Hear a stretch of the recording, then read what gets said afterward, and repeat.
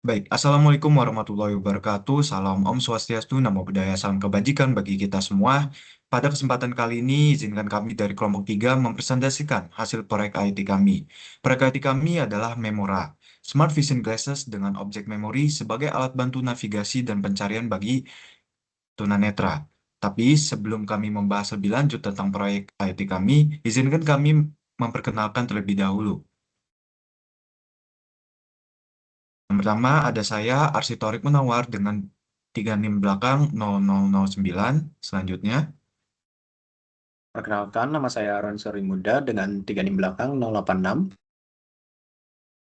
Perkenalkan nama saya Anggita Kirana Puspa dengan 3 NIM belakang 064.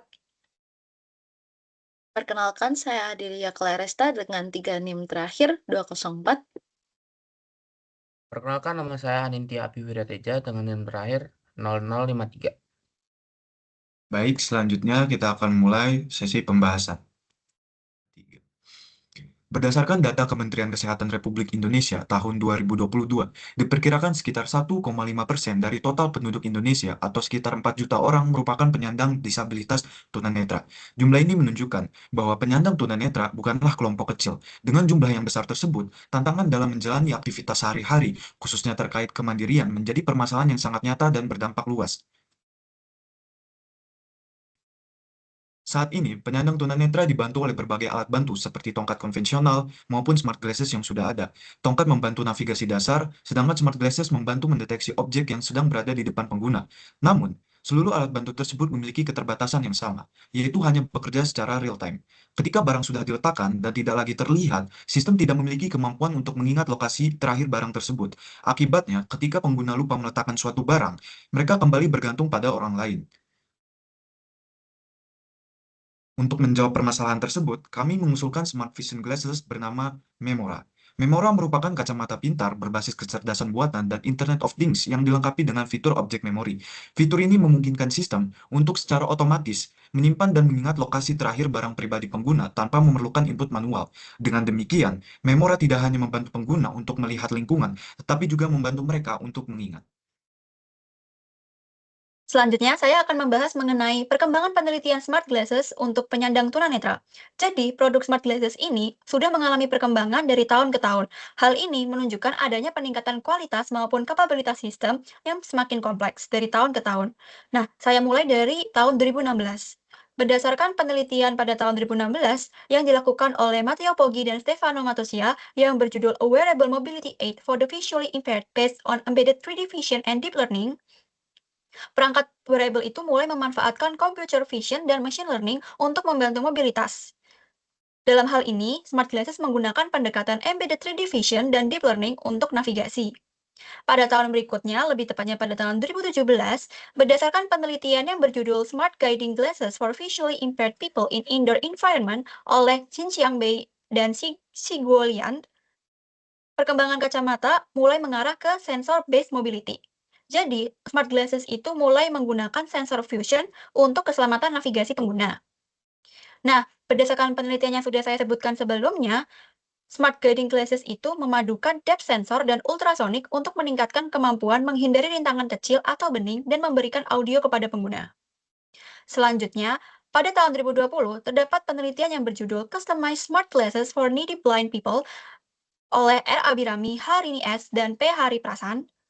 Penggunaan Deep Learning Object Detection sudah ada pada perangkat wearable, namun perangkat wearable yang digunakan masih berbiaya rendah, seperti Raspberry Pi, kamera, dan bone conduction audio. Selain itu, pada tahun 2020 juga masih menggunakan fitur YOLO V3 yang digunakan dalam traffic light, person atau face, general objects. Ketiga hal tersebut juga diprioritaskan dengan menggunakan output audio pada pengguna. Selanjutnya, pada tahun 2023, berdasarkan penelitian yang dilakukan oleh Filippo Amor I, Valeria Silvestri, dan autor lainnya yang berjudul Efficiency and Patient Satisfaction with the Orkin My Eye Device Among Visually Impaired People, a Multicenter Study, pada fitur Orkin My Eye itu sudah dapat membaca jarak dekat atau jauh. Bahkan, pada smart glasses ini juga sudah bisa mengenali uang, mengidentifikasi warna, dan juga mengenali wajah. Lalu, pada tahun 2024, pada produk yang sama yaitu My Eyes itu juga sudah ditambahkan beberapa fitur tambahan seperti Object Recognition Tag, object recognition, text recognition, obstacle detection, navigation support, voice assistant, face recognition, dan SOS. Lalu, pada tahun 2025, smart glasses itu sudah mengarah ke multimode seperti object recognition. Nah, jadi berdasarkan penelitian pada tahun 2025 yang berjudul Artificial Intelligence Powered Smart Vision Glasses for the Visually Impaired yang dibuat oleh Devi Udaya Kumar dan teman-temannya, smart glasses itu sudah menyediakan 4 fungsi, seperti things around you, reading, walking assistance, dan face recognition. Dan di tahun yang sama pula, kacamata untuk penyandang tunanetra itu juga sudah memanfaatkan AI vision dan juga multimodal vision. Jadi, model AI yang digunakan itu sudah modern, seperti CNN, Transformer-based Vision Model, dan juga SLAM untuk Perception, Scene Understanding, dan Decision Making. Jadi, model yang digunakan itu sudah manusiawi karena sudah memanfaatkan fitur yang lebih canggih, yaitu YOLO V8 atau YOLO V10, yang berguna untuk mendeteksi rintangan dan hasilnya nanti akan diproses oleh LLM atau Language Learning Machine, di mana setelah diproses oleh LLM itu akan menghasilkan instruksi navigasi natural. Jadi, berdasarkan perkembangan sebelumnya, yang sudah saya sebutkan tadi, itu teknologi terkini untuk kacamata penyandang tunanetra itu belum mengimplementasikan fitur object lesson memory yang menyimpan riwayat kemunculan objek penting dalam aktivitas sehari-hari. Nah, berdasarkan perkembangan penelitiannya, kita dapat melihat urgensi dari pengembangan sistem smart glasses berdasarkan objek memori. Yang pertama, penyandang tunanetra kesulitan dalam menemukan kembali barang pribadi di lingkungan rumah karena minimnya penglihatan. Semisal, mereka menaruh barang secara asal dan ingin menemukannya kembali. Pastinya, mereka tidak terlalu mengingat atau tidak mengetahui secara pasti di mana letak barang tersebut. Yang kedua, kacamata pintar atau smart glasses yang ada pada saat ini hanya memberikan informasi visual sesaat tanpa ada kemampuan untuk mengingat lokasi terakhir suatu barang. Yang ketiga, kemiripan visual antar ruangan yang membuat akurasi penentuan lokasi barang. Jika penyandang menaruh suatu barang pada lemari yang ternyata lemari tersebut itu serupa di ruangan sebelah, maka akan membuat sistem kesulitan dalam mengetahui keberadaan di mana barang tersebut berada. Yang terakhir, pastinya diperlukan sistem dengan objek memori pasif agar penyandang tidak perlu memberikan input yang di mana sistem mengombinasikan visual dan konteks lingkungan rumah. Nah, pastinya pengembangan sistem smart glasses kami memberikan manfaat. Yang pertama, menyimpan dan mengingat lokasi barang secara otomatis tanpa menggunakan input eksplisit dari penyandang. Nah, input eksplisit itu seperti apa sih? Jadi, sistem sudah bisa menyimpan dan mengingat lokasi barang tanpa penyandang sebut di mana barang tersebut berada. Yang kedua, menyimpulkan lokasi objek secara konseptual dan lebih akurat. Yang dimana, jika penyandang membutuhkan suatu barang, penyandang hanya perlu berbicara. Seperti, di mana dompet saya, maka kacamata tersebut akan membantu dan memberitahu di mana dompet penyandang. Seperti kamera tersebut dilengkapi oleh voice yang akan menjawab di mana barang atau dompet yang diinginkan oleh penyandang itu berada. Lalu, yang ketiga, menjadi dasar pengembangan smart vision glasses yang lebih personal dan adaptif. Nah, yang pertama, terdapat kecerdasan buatan atau artificial intelligence. Elemen kecerdasan buatan berperan dalam analisis visual, pembentukan objek memori, dan penyimpulan lokasi objek.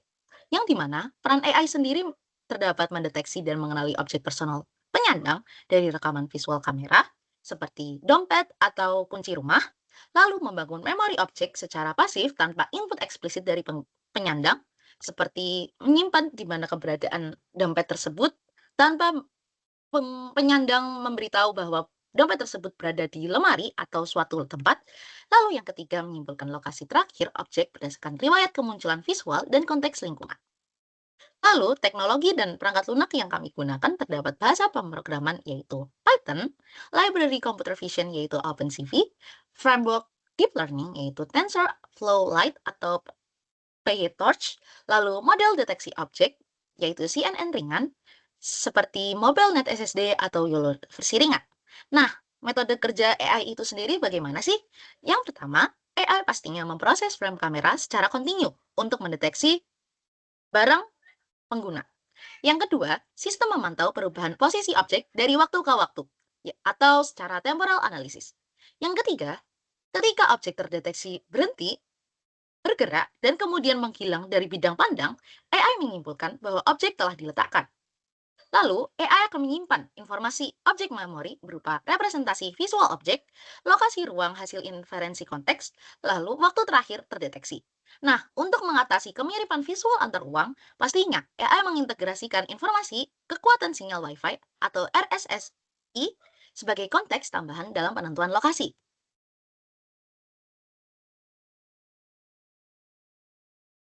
Nah, selanjutnya terdapat sistem benam atau embedded system. Nah, sistem benam sendiri berfungsi sebagai platform pemrosesan lokal dan pengendali perangkat keras yang memastikan sistem berjalan secara real-time dan responsif.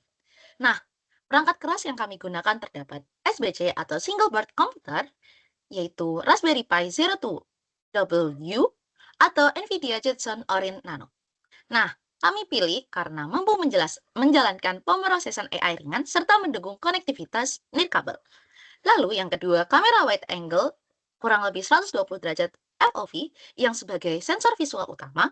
Yang ketiga, sensor time of flight FL53LEX untuk mendeteksi jarak objek di depan pengguna. Lalu IMU 6 axis untuk mendeteksi orientasi kepala pengguna. Lalu microphone array untuk perintah suara. Bone conduction speaker sebagai output audio. Nah, untuk peran sistem benam sendiri terdapat mengakuisisi data sensor seperti kamera, TOF, IMU secara kontinu, lalu melakukan pemrosesan awal data seperti resize citra, filtering, lalu sinkronisasi sensor, lalu menyampaikan informasi lokasi objek ke penyandang melalui audio, lalu mengelola konsumsi daya agar sistem sesuai untuk penggunaan wearable. Nah, selanjutnya Internet of Things atau IoT. Nah, elemen IoT sendiri berperan dalam penyimpanan data objek memori, pengelolaan konteks lokasi, dan sinkronisasi sistem. Nah, teknologi IoT yang kami gunakan terdapat dari Wi-Fi untuk konektivitasnya, lalu untuk protokol komunikasinya kami menggunakan MQTT atau HTTP, lalu untuk database untuk menyimpannya kita menggunakan antara Firebase atau NoSQL database. Lalu untuk perannya IoT dalam sistem kami, yang pertama, menyimpan data objek memori dan mendata lokasi seperti, oke, yang ini. Ulangnya bentaran doang kok ini. Nah, lalu peran IoT dalam sistem kami.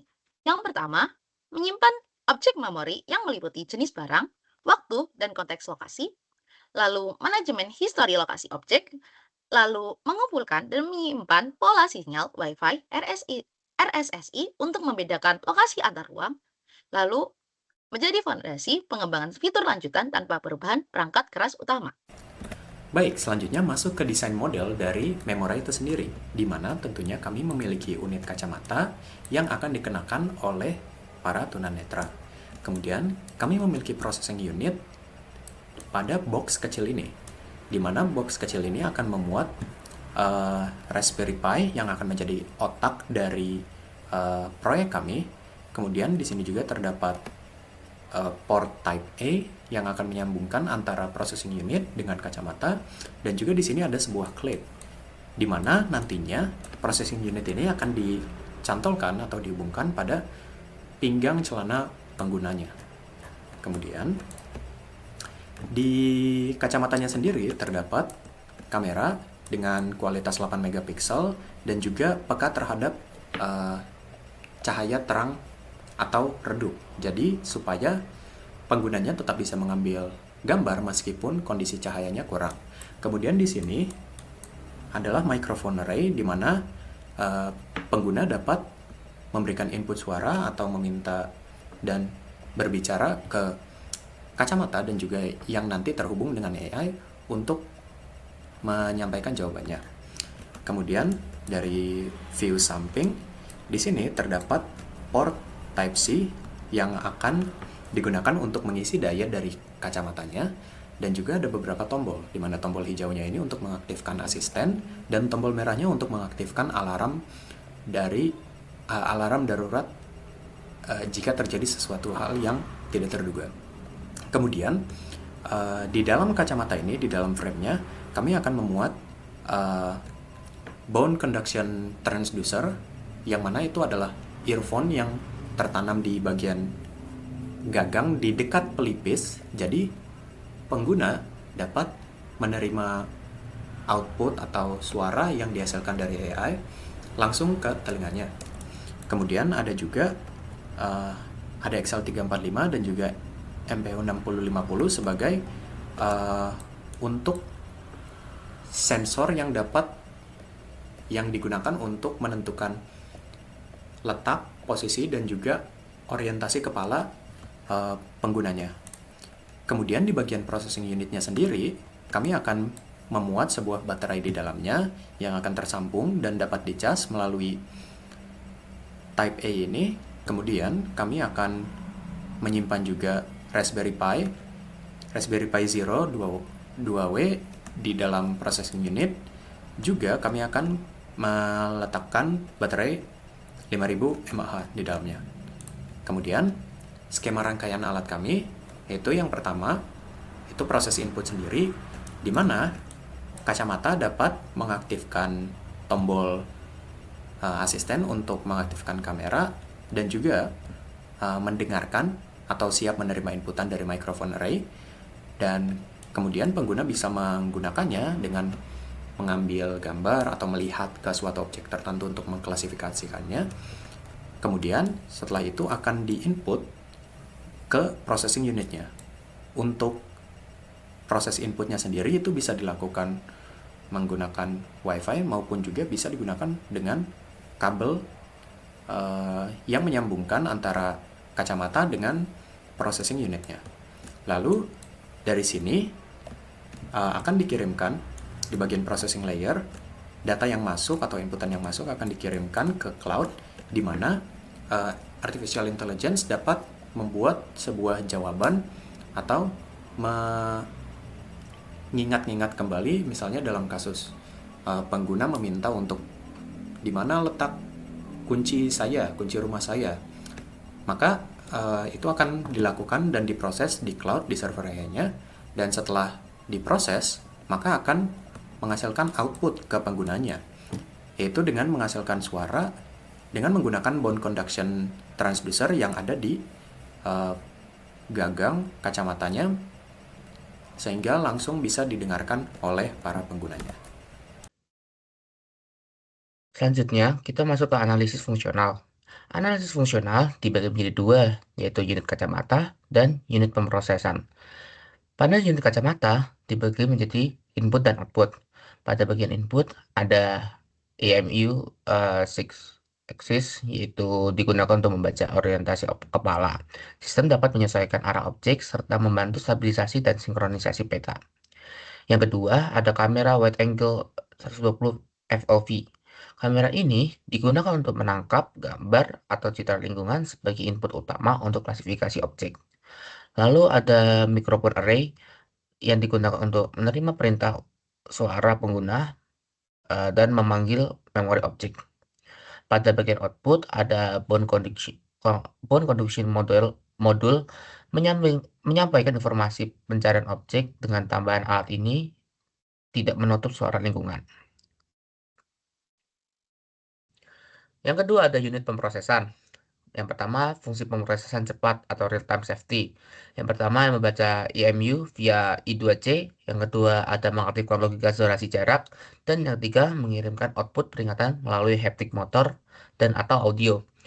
Kedua ada fungsi pemrosesan AI atau object memory. Fungsi ini yaitu pertama, pemrosesan AI lokal atau mengirim frame terkompres ke cloud. Yang kedua, menjalankan deteksi objek dan pembentukan peta atau SRAM sederhana. Yang ketiga ada menyimpan event objek terlihat ke database lokal atau cloud. Ketiga ada IoT Cloud. Fungsi dari IoT Cloud yaitu ada menyimpan data objek memori, riwayat objek, timestamp, lokasi relatif, anchor area. Dan yang kedua, sinkronisasi data antara sesi pemakaian. Dan yang terakhir, mendukung query yang lebih akurat dan konsisten.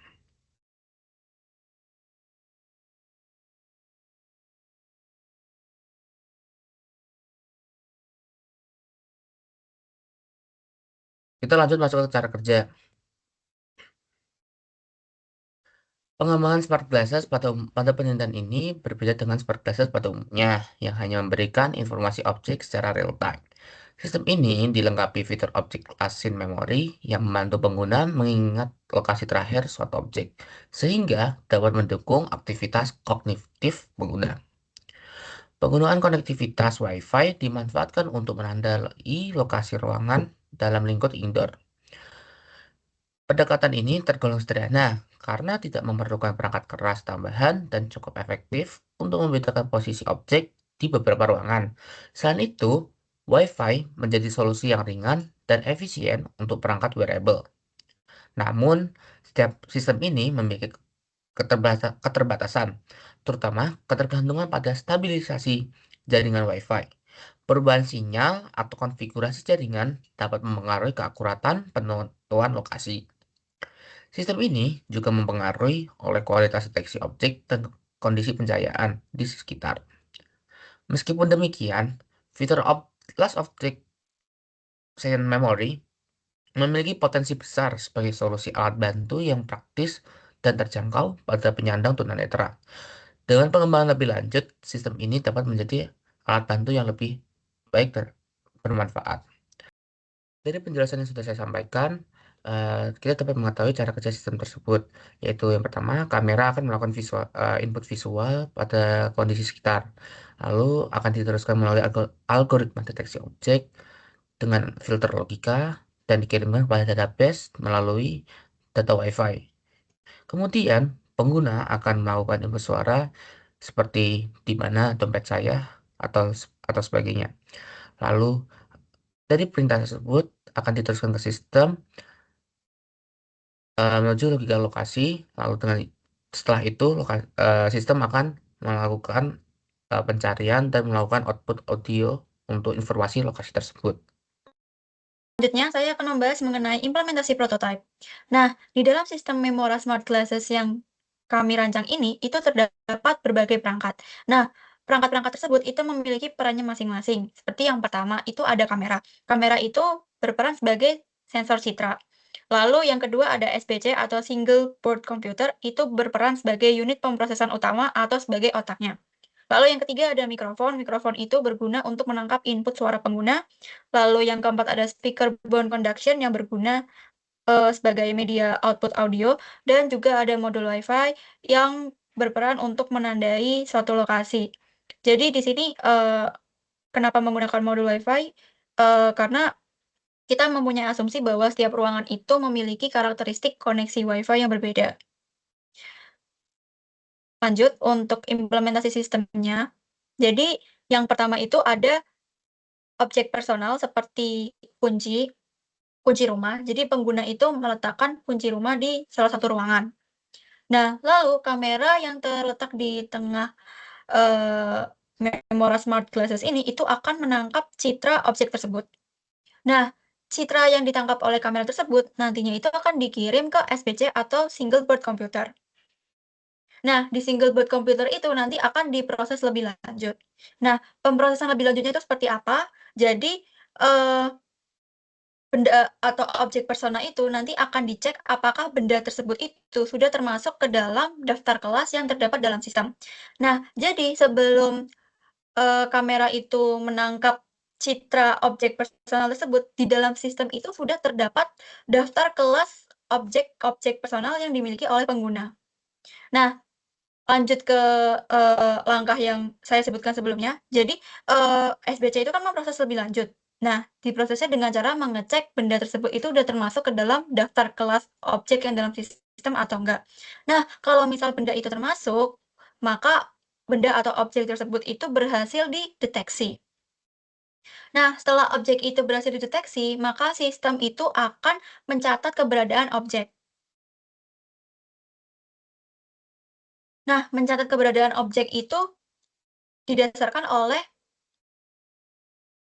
informasi konektivitas Wi-Fi yang sedang terhubung, misalnya kayak SSID dan kekuatan sinyal. Nah, Wi-Fi di sini itu digunakan sebagai penanda lokasi ruang secara garis besar atau secara kasarannya.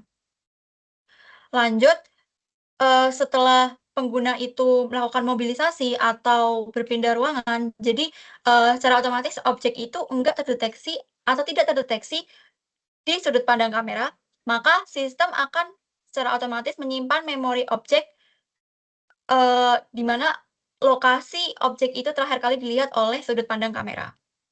Nah, untuk informasi memori objeknya itu ada apa saja yang disimpan dalam sistem. Nah, yang disimpan itu ada, yang pertama ada jenis objek. Jadi kayak objek apa yang dilihat oleh sudut pandang kamera. Lalu yang kedua itu waktu terakhir kali objek itu terdeteksi oleh sudut pandang kamera. Dan yang ketiga itu koneksi Wi-Fi, SSID, dan tingkat kekuatan sinyal. Lalu untuk lingkungan implementasinya, sistem ini itu diimplementasikan di dalam ruangan atau indoor. Nah, lalu selain itu ada konektivitas Wi-Fi yang mampu membedakan lokasi objek berdasarkan jaringan Wi-Fi. Selanjutnya saya juga akan membahas mengenai interaksi pengguna. Jadi, pertama, pengguna itu akan mengeluarkan perintah atau memberikan perintah secara sederhana, perintah suara secara sederhana kepada sistem. Lalu, perintah tersebut itu akan ditangkap oleh mikrofon yang terdapat dalam sistem. Nah, audio yang diterima oleh mikrofon itu akan dikirimkan ke dalam sistem yang selanjutnya akan diproses lebih lanjut. Selanjutnya, saya akan membahas mengenai bagaimana pengguna berinteraksi dengan sistem. Yang pertama, pengguna akan memberikan perintah suara secara sederhana kepada sistem. Lalu, mikrofon yang merupakan salah satu perangkat dari sistem akan menangkap audio tersebut dan mengirimkannya kepada sistem. Nah, sistem akan melakukan pencarian memori objek yang terdapat dalam basis data sistem tersebut. Nah, setelah sistem mendapatkan informasi dari pencarian memori objek tersebut, sistem akan mengirimkan informasi dan menyampaikannya melalui speaker bone conduction. Jadi, output yang dikeluarkan berupa output audio.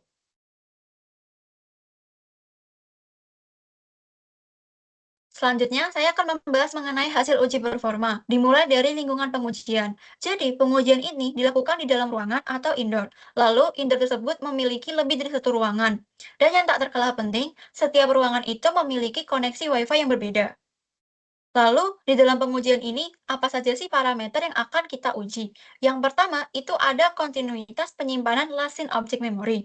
Kontinuitas di sini maksudnya adalah kemampuan sistem dalam melakukan penyimpanan informasi setiap kali ada perubahan kondisi. Perubahan kondisi yang dimaksud itu seperti objek terdeteksi atau objek menghilang dari sudut pandang kamera.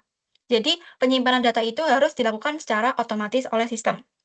Lalu yang kedua ada waktu respon perintah suara. Dan yang ketiga ada keberhasilan sistem dalam membedakan ruangan. Jadi, sistem itu dapat membedakan ruangan berdasarkan, kekuatan sinyal dan juga, SSID. Lanjut, untuk skenario uji cobanya di sini, saya menggunakan ilustrasi di mana, misalnya objek personal yang ingin dicari oleh pengguna yaitu kunci. Kunci itu memang sengaja ditaruh di 2 ruang yang berbeda.